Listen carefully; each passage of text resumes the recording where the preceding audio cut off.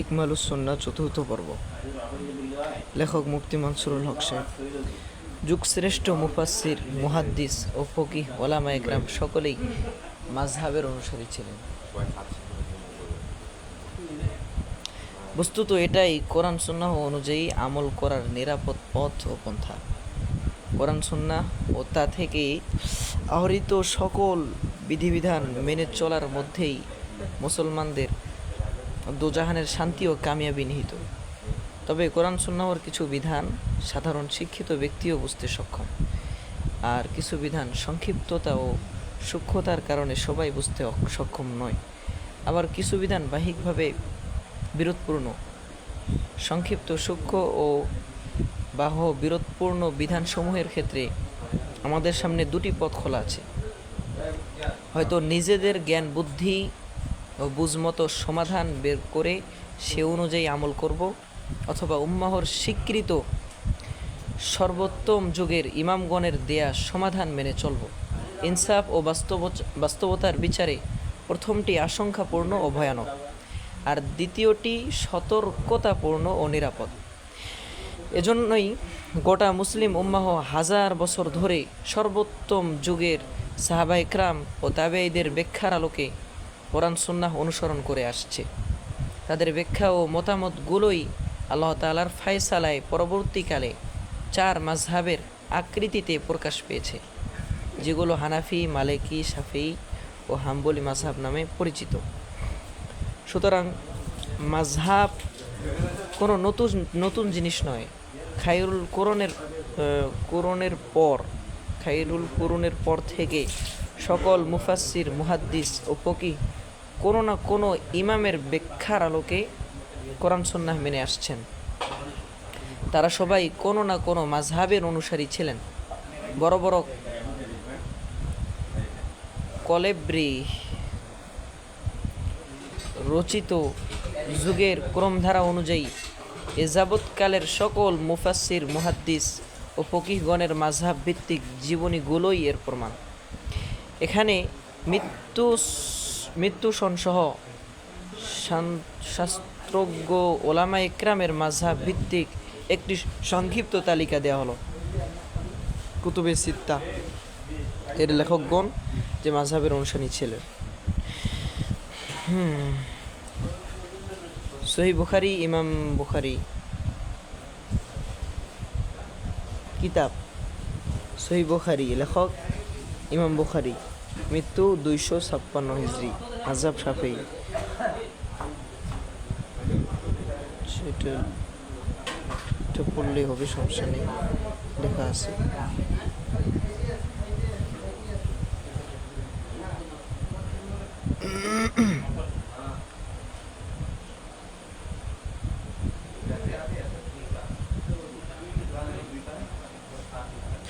মুসলিম উম্মাহর এ সকল প্রসিদ্ধ মুফাসসির, মুহাদ্দিস ও ফকিহগণের মাধ্যমে আমরা লাভ করেছি তাফসির, উসুলে তাফসির, হাদিস, উসুলে হাদিস, ফিকহ, উসুলে ফিকহ সহ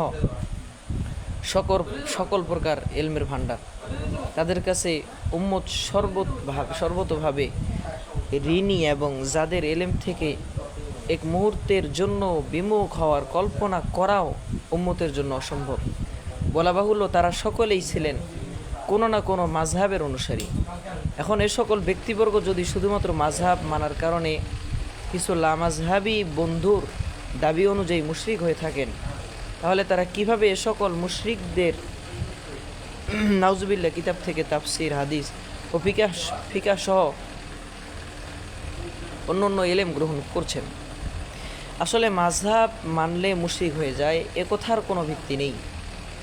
বরং খায়রুল কুরুন থেকে এ যাবৎকাল মুসলিম উম্মাহ কোনো না কোনো মাযহাবের অনুসরণ করে আসছে। অতএব যারা কয়েকটি হাদিসের অনুবাদ পড়েই মুজতাহিদ ইমাম বনে যাচ্ছেন, তাদেরই একজন ইমাম মাওলানা মুহাম্মদ হুসাইন বাটালবির 20 বছরের অভিজ্ঞতার কথা স্মরণ করিয়ে দেয়া ভালো মনে হচ্ছে। তিনি তার ইশাআতুস সুন্নাতে বলেছেন, আমার 20 বছরের অভিজ্ঞতা হলো যে ব্যক্তি এলেম ছাড়া স্বাধীন মুজতাহিদ বনে যায়, অর্থাৎ মাযহাব ত্যাগ করে, শেষ পর্যন্ত সে দিন থেকেই বের হয়ে যায়।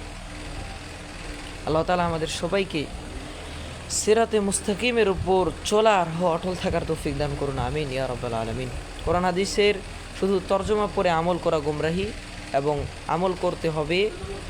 আমল করতে হবে কোরআন হাদিসের সর্বশেষ নির্দেশ তথা সুন্নাহর উপর। পাঠক, এ প্রবন্ধের বিষয়বস্তু কোরআন সুন্নাহর উপর আমল করার সঠিক পদ্ধতি সম্পর্কে। বর্তমানে অনেকে সুন্নাহর উপর চলার দাবি করেন, কিন্তু সঠিক পদ্ধতি না জানার কারণে নিজেরাও গোমরাহ হচ্ছেন, অন্যকেও গোমরাহ করছেন। এ বিষয়ে প্রথম নিবেদন হলো, দ্বীন ইসলামের বিধান একদিনে পূর্ণতা লাভ করেনি, বরং তার দীর্ঘ 23 বছরে পূর্ণতা এবং সর্বজনীনতা লাভ করেছে। এক একটি বিধান পর্যায়ক্রমে একাধিকবার নাজিল হয়ে পূর্ণতা লাভ করেছে। উম্মতের জন্য আমলযোগ্য হলো কোরআন সুন্নাহর সর্বশেষ হুকুম, আর আমলযোগ্য এই সর্বশেষ হুকুমকেই সুন্নাহ বলা হয়ে থাকে। শুরু জামানার বিধানগুলো যা পরবর্তী সময়ে রহিত হয়ে গেছে, সেসব বিধানগুলো হাদিস হলেও তা সুন্নাহ তথা আমলযোগ্য নয়। হাদিসের বিভিন্ন কিতাবে নবীজি সাল্লাল্লাহু আলাইহি ওয়াসাল্লামের 23 বছরের জিন্দেগির সকল ঘটনা বিদ্যমান রয়েছে। সুন্নাহ তথা সর্বশেষ নাজিলকৃত বিধিবিধান যেমন রয়েছে, তেমনই রয়েছে রহিত হয়ে যাওয়া প্রাথমিক যুগের বিভিন্ন হাদিস। বিজ্ঞ আলেম ব্যতীত সাধারণ মানুষের পক্ষে সুন্নাহ ও হাদিসের মাঝে পার্থক্য করা সম্ভব নয়। এ কারণেই কেউ যদি শুধু অনুবাদ নির্ভর হয়ে আমল করতে চায়, তবে সে নিঃসন্দেহে গুমরাহির সম্মুখীন হবে। আমাদের অনেক ভাই জুমার দিন মসজিদে এসে খুতবা চলা অবস্থায় নামাজ পড়া আরম্ভ করে, মনে হয় যেন খতিব সাহেবের সাথে মোকাবেলা করতে এসেছে। মূলত তারা কোরআন হাদিসের অনুবাদ করে আমল করে, ওলামা ইকরামের নিকট জিজ্ঞাসা করার প্রয়োজন বোধ করে না। কোরআন হাদিসে থাকলেই আমল করতে হবে, এই চিন্তাটাই গলত। বরং আমল করতে হবে কোরআন হাদিসের সর্বশেষ বিধান তথা সুন্নাহর উপর। আমরা দৃষ্টান্তস্বরূপ কোরআনের একাধিক আয়াত এবং হাদিসের কিতাব হতে বেশ কয়েকটি হুকুম উল্লেখ করব, যে হুকুম আহকাম প্রাথমিক জামানায় থাকলেও পরবর্তীতে তা রহিত হয়ে যাওয়ায় এখন উম্মতের জন্য তা আমলযোগ্য নয়, এবং এ কারণেই কেবল কোরআনের আয়াতের অনুবাদ করে যেমন আমল করা বৈধ নয়, তেমনি শুধু হাদিসের তর্জমা পাঠ করে আমল করাও জায়েজ নয়। শুধু কোরআনের আয়াতের অনুবাদ করে আমল করা বৈধ নয়। কোরআনের এমন অনেক আয়াত রয়েছে যা নামাজে তেলাওয়াত করা হয়, তারাবিতে যা তেলাওয়াত না করলে খতম পূর্ণ হয় না। এতদ সত্ত্বেও সে আয়াতে উল্লেখিত বিধানাবলী রহিত হয়ে যাওয়ায় তার উপর আমল করা উম্মতের জন্য জায়েজ নয়। প্রথম আয়াত, আল্লাহ তাআলা সূরা বাকারার 180 নম্বর আয়াতে ইরশাদ করেন, কুতিবা আলাইকুম ইযা হাদারা আহাদাকুমুল মাউতু ইন তারাকা খায়রা আল ওয়াসিয়াতু লিল ওয়ালিদাইনি ওয়াল আকরাবিনা বিল মা'রুফ হাক্কান আলাল মুত্তাকিন। আল্লাহ তাআলা তোমাদের উপর ফরজ করে দিয়েছেন যে যখন তোমাদের কারো মৃত্যু নিকটবর্তী হয় আর তার ধন সম্পদও থেকে থাকে, তাহলে সে তার মাতা পিতা ও আত্মীয় স্বজনের জন্য ওসিয়ত করে যাবে। মুত্তাকিনদের জন্য এটি অবশ্য করণীয়। অথচ এই আয়াতের উপর আমল করা হারাম। সূরা নিসার 11 নম্বর আয়াত দ্বারা মানসুখ তথা রহিত হয়ে গেছে। ইউসিকুমুল্লাহু ফি আওলাদিকুম লিযযাকারি মিসলু হাযযিল উনসায়াইন ফাইন কুননা নিসাআন ফাওকা ইসনাতাইনি ফালাহুন্না সুলুসা মা তারাক ওয়া ইন কানাত ওয়াহিদাতান ফালাহান নিসফ ওয়া লিআবাওয়াইহি লিকুল্লি ওয়াহিদিন মিনহুমা السدس مما ترك إن كان له ولد فإن لم يكن له ولد وورثه أبواه فلأمه الثلث فإن كان له إخوة فلأمه السدس من بعد وصية يوصي بها أو دين آباؤكم وأبناؤكم لا تدرون أيهم أقرب لكم نفعا فريضة من الله إن الله كان عليما حكيما। উক্ত আয়াতদ্বয়ের মধ্যে আল্লাহ তাআলা সকলের অংশ খুলে খুলে বর্ণনা করে দিয়েছেন। আয়াতদ্বয় নাজিল হওয়ার পর নবীজি সাল্লাল্লাহু আলাইহি ওয়াসাল্লাম ইরশাদ করলেন, এখন থেকে নির্ধারিত অংশের হকদারদের জন্য ওসিয়ত বৈধ নয়। দ্বিতীয় আয়াত, আল্লাহ তাআলা সূরা বাকারার 240 নম্বর আয়াতে ইরশাদ করেন, আল্লাযীনা ইউতাওয়াফাউনা মিনকুম ওয়া ইয়াযরুনা আজওয়াজা ওসিয়াতান লিআজওয়াজিহিম মাতাআন ইলাল হাওলি গায়রা ইখরাজ فإن خرجنا فلا جناح عليكم فيما فعلنا في أنفسهن من معروف الله عزيز حكيم। তোমাদের মধ্যে যাদের মৃত্যু হয়ে যায় এবং স্ত্রী রেখে যায়, তারা যেন মৃত্যুকালে স্ত্রীদের অনুকূলে ওসিয়ত করে যায় যে তারা 1 বছর পর্যন্ত পরিত্যক্ত সম্পদ থেকে প্রপোষ গ্রহণের সুবিধা ভোগ করবে এবং তাদেরকে স্বামী গৃহ থেকে বের করা যাবে না। হ্যাঁ, তারা নিজেরাই যদি বের হয়ে যায় তবে নিজেদের ব্যাপারে তারা বিধিমতো যা করবে তাতে তোমাদের কোনো গুনাহ নেই। আল্লাহ মহা ক্ষমতাবান প্রজ্ঞাময়। উক্ত আয়াতে স্বামী মারা গেলে স্ত্রীকে 1 বছর ইদ্যত পালন করতে বলা হয়েছে, অথচ এই হুকুমকে রহিত করে পরবর্তীতে নাজিল হয়েছে ওয়াল্লাযীনা ইউতাওয়াফাউনা মিনকুম ওয়া ইয়াদারুনা আজওয়াজান ইয়াতারাব্বাসনা বিআনফুসিহিন্না আরবাআতা আশহুরি ওয়া আশরা। তোমাদের মধ্যে যারা মারা যায় ও স্ত্রী রেখে যায়, তাদের স্ত্রীগণ নিজেদেরকে 4 মাস 10 দিন প্রতীক্ষায় রাখবে।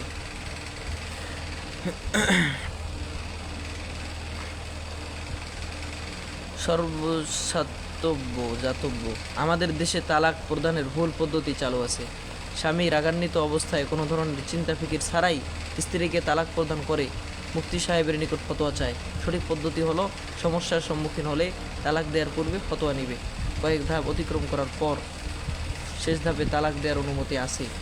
মুসলিম পারিবারিক আইন নামে কোর্ট কাচারিতে এক অদ্ভুত আইন প্রণয়ন করা হয়েছে যে স্ত্রীকে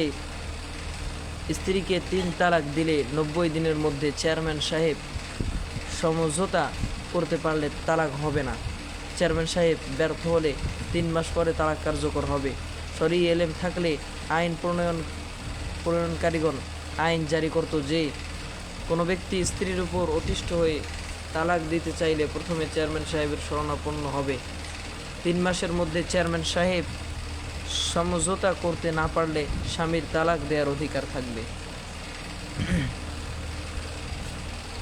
হাদিস শরীফের ন্যায় কোরআন পাকের আয়াতসমূহ অবতীর্ণ হওয়ার সময়ের পূর্ব পরের প্রতি লক্ষ্য রেখে সাজানো হয়নি।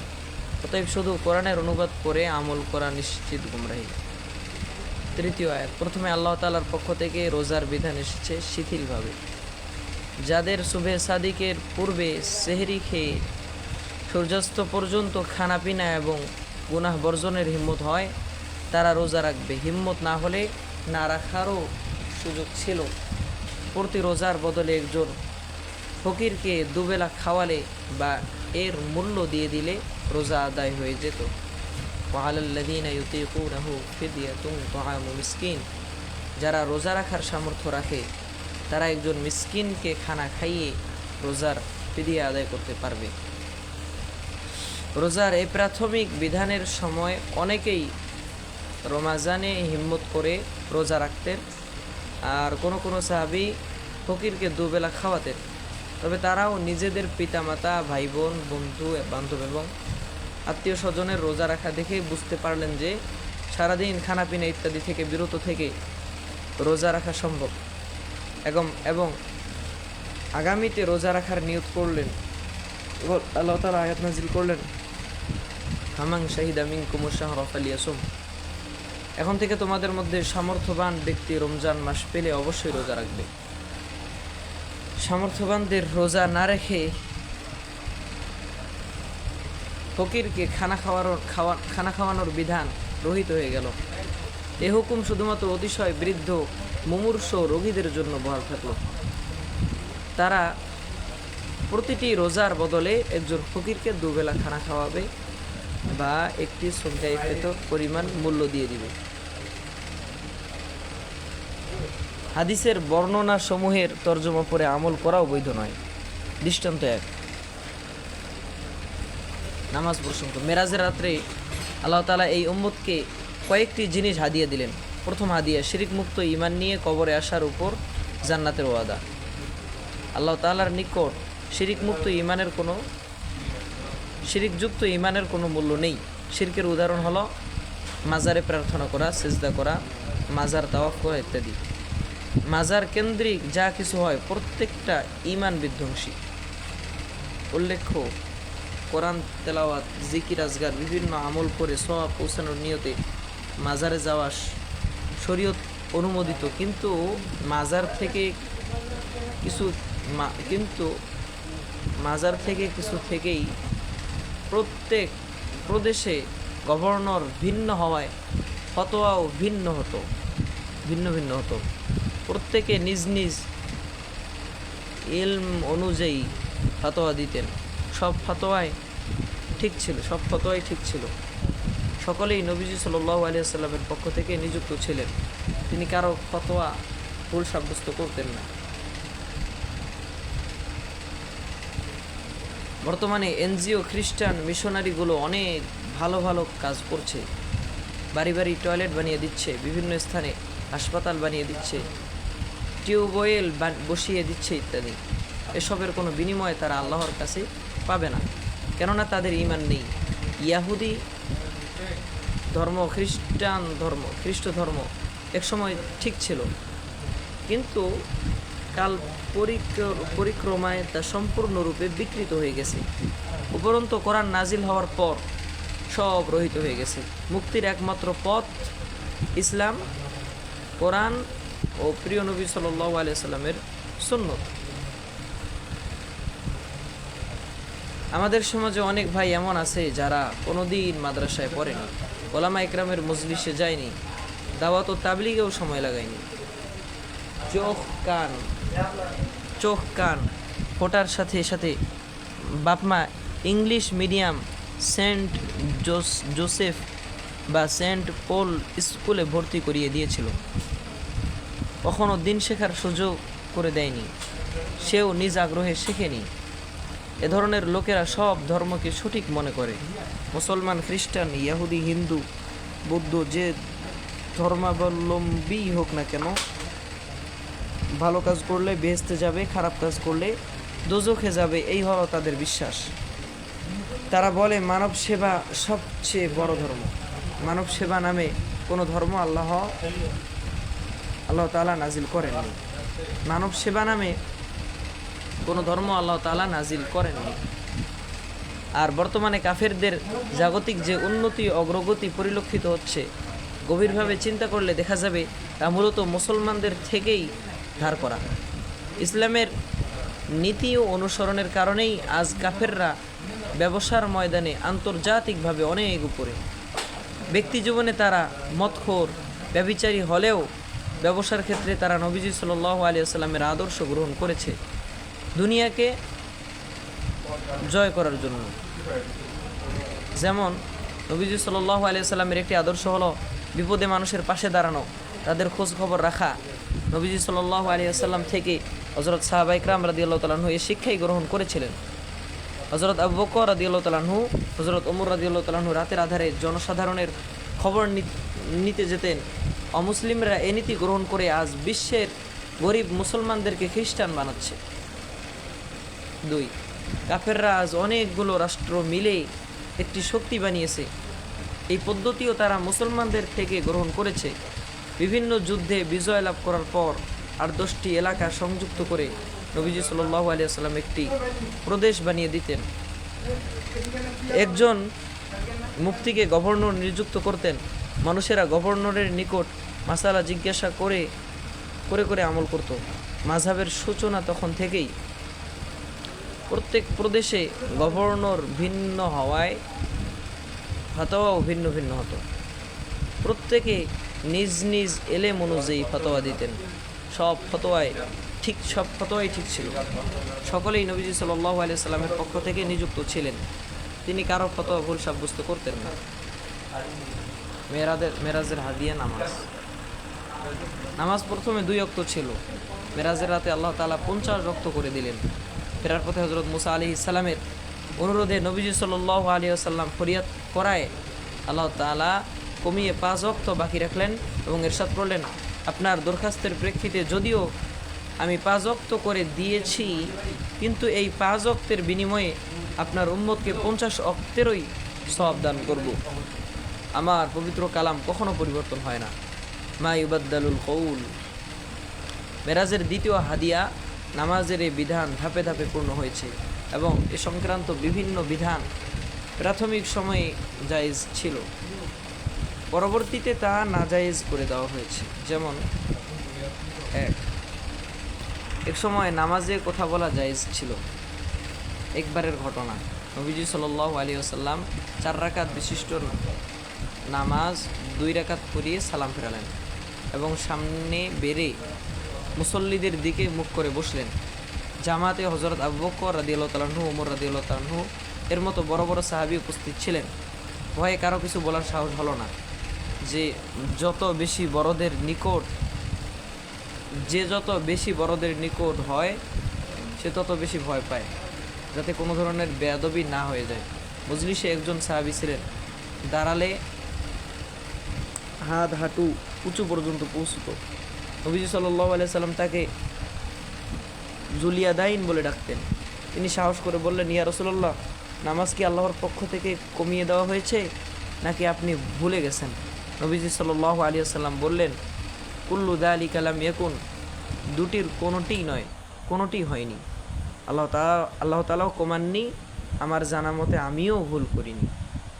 জুলিয়াদাইন রাদিয়াল্লাহু তাআলা আনহু বললেন, কিছু না কিছু অবশ্যই হয়েছে ইয়া রাসূলুল্লাহ। নবীজি সাল্লাল্লাহু আলাইহি ওয়াসাল্লাম ঘটনা যাচাইয়ের জন্য হযরত আবু বকর ও ওমর রাদিয়াল্লাহু তাআলা আনহুকে জিজ্ঞাসা করলে তারা ভয়ে ভয়ে উত্তর দিলেন, জি হ্যাঁ ইয়া রাসূলুল্লাহ, নামাজ 2 রাকাত পড়ানো হয়েছে। এসব কথা বার্তার পর নবীজি সাল্লাল্লাহু আলাইহি ওয়াসাল্লাম আবার 2 রাকাত পড়িয়ে সাহু সেজদা করলেন। এই হাদিস দেখে যদি বর্তমানে কোনো ইমাম সাহেব 2 রাকাত পড়িয়ে কথাবার্তার পর বাকি 2 রাকাত পরে সাহু সেজদা করে তাহলে তার নামাজ ফাসিদ হয়ে যাবে। অথচ ইমাম সাহেব বাহ্যিকভাবে বুখারী শরীফের উপর আমল করেছেন। বোঝা গেল কোরআন শরীফে থাকলেই কিংবা বুখারী শরীফে থাকলেই আমল করা যাবে না। দেখতে হবে এ ব্যাপারে একটি হাদিস বর্ণিত হয়েছে নাকি একাধিক হাদিস থাকলে প্রথম হাদিসটি রহিত, শুধু শেষ হাদিসটি আমলযোগ্য। হাদিসের বিশাল ভাণ্ডারে রহিত হাদিসগুলো লিপিবদ্ধ আছে। বিষয়টি না জানার কারণে অনেকে বুখারী শরীফ পেলেই আমল শুরু করে দেয়। 2, মদিনায় হিজরতের পূর্ববর্তী সময়ে নামাজে রফে ইয়াদাইন করার বারবার হাত তোলার অনুমতি ছিল, কারণ 360 খোদার কথা মনে হতো। নবীজি সাল্লাল্লাহু আলাইহি ওয়াসাল্লাম এসব চিন্তা দূর করার জন্য বারবার হাত তোলার পদ্ধতি শেখালেন। ঈমান মজবুত হয়ে যাওয়ার পর নিষেধ করে দিলেন। রফে ইয়াদাইনের পক্ষে এবং বিপক্ষে উভয় হাদিসের বর্ণনাকারী সাহাবী হযরত আব্দুল্লাহ ইবনে ওমর রাদিয়াল্লাহু তাআলা আনহু মক্কায় রফে ইয়াদাইন করার এবং মদিনায় না করার হাদিস বর্ণনা করেছেন। হযরত আব্দুল্লাহ ইবনে ওমর রাদিয়াল্লাহু তাআলা আনহু এর একাধিক শাগরেদ বর্ণনা করেন। আমাদের ওস্তাদ আব্দুল্লাহ ইবনে ওমর রাদিয়াল্লাহু তাআলা আনহু নামাজের শুরুতে একবার ব্যতীত আর কোনো স্থানে হাত উঠাতেন না।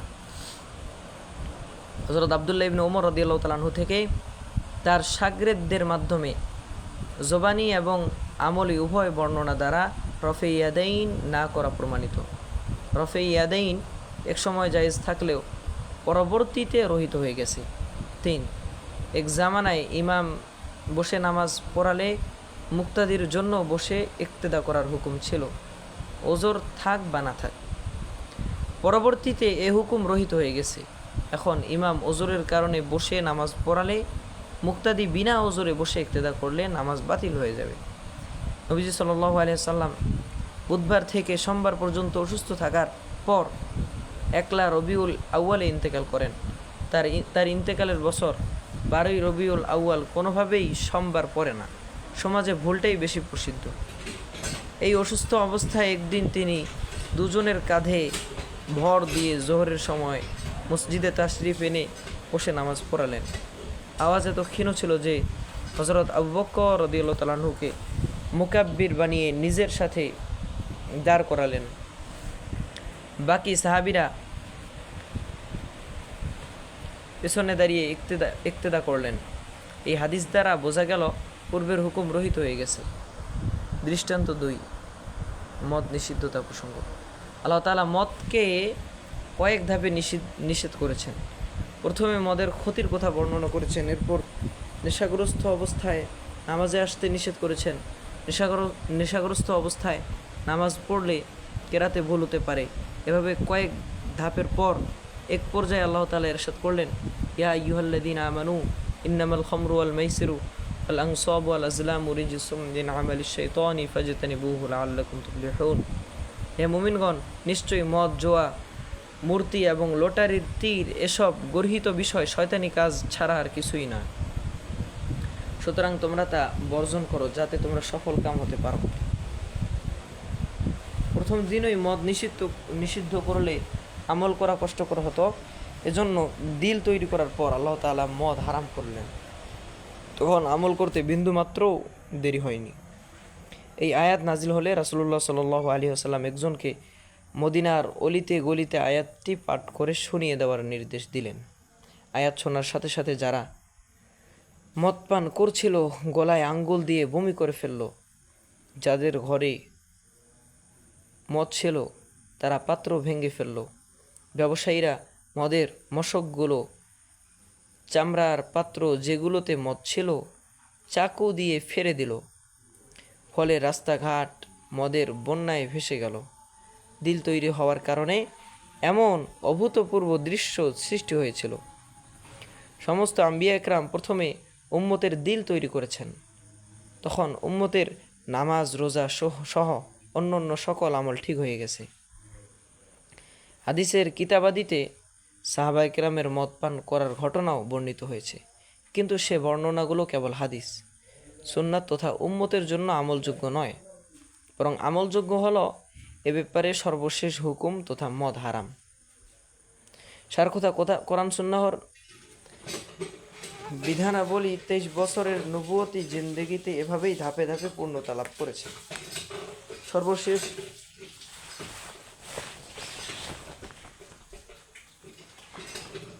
বিদায় হজ্জে আল্লাহ তাআলা আয়াত নাজিল করলেন, আল-ইয়াউমা আকমালতু লাকুম দীনাকুম ওয়া আতমামতু আলাইকুম নিআমাতি ওয়া রাদিতু লাকুমুল ইসলামা দীনা।